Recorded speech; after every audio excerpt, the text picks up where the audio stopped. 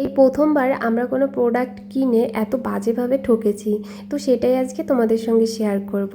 তো বন্ধুরা, তোমাদেরকে বলছিলাম এই পিটি দেখো কত সুন্দর দেখতে। এই যে স্ট্রেট করা যে মেশিনটা আছে, এটা কিন্তু দেখতে খুবই কিউট, খুবই কিউট মনে হচ্ছে, তাই না? কিন্তু একেবারেই ভালো না। তো সেটা তোমাদেরকে পরেই বলছি, তার আগে তোমাদেরকে একটু ভালো করে দেখিয়ে দিই যে এটা দেখতে দেখো কতটা সুন্দর।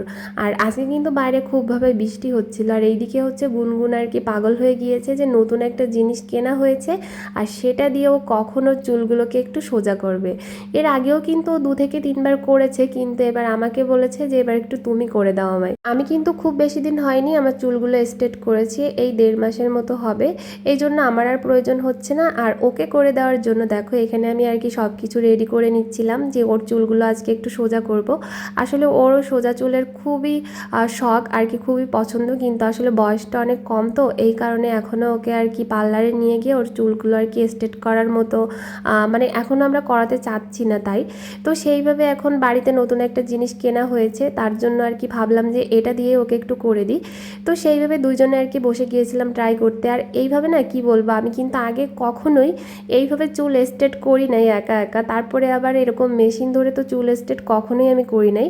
জাস্ট 2 বারই আমি পার্লারে গিয়েছিলাম, তারাই আর কি আমার চুলগুলো স্ট্রেট করে দিয়েছিল। তো সেইভাবে একেবারে আমারও একটা নতুন অভিজ্ঞতা বলতে পারো।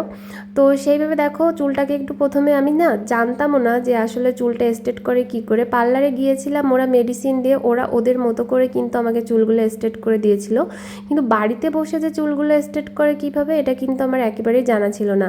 তারপরে যতটা সম্ভব আমি কিন্তু আর কি নিজে চেষ্টা করছিলাম। প্রথম কিন্তু চুলগুলোকে একটু ভালো করে ভিজিয়ে নিয়েছিলাম, ভেজানোর পরে দেখো আমি টানছিলাম। আর কি হয়েছে বলো তো, জোরে জোরে টানতে হবে, কিন্তু আমার এতটাই চুলের মায়া লাগে যে জোরে টানা তো দূরে থাক, মানে জাস্ট আমি ধরে আর কি নামিয়ে নিচ্ছিলাম, কিন্তু আসলে এটা অনেকটা জোরে আর কি চুলটাকে ধরে টানতে হবে। কিন্তু আমাদের দুজনের অবস্থা তো খুবই নাজেহাল অবস্থা হয়ে গিয়েছিল, কারণ একদিকে আমি চুলগুলো টানছি সোজা করছি, আর অন্য দিক থেকে আরগুলো যখন করতে যাচ্ছি তখন সেইগুলো কিন্তু একেবারে কোঁকড়া হয়ে যাচ্ছে।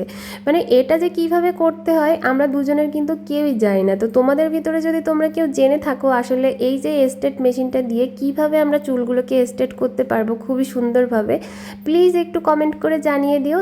দেখো তোমাদেরকে একটু দেখিয়ে দিই, এই যে আমি যে দিকটা থেকে আর কি চুলটাকে টেনে সোজা করেছি, মনে হয় 2 মিনিটও যায়নি, আবার কিন্তু চুলগুলো কোঁকড়া হয়ে গিয়েছে।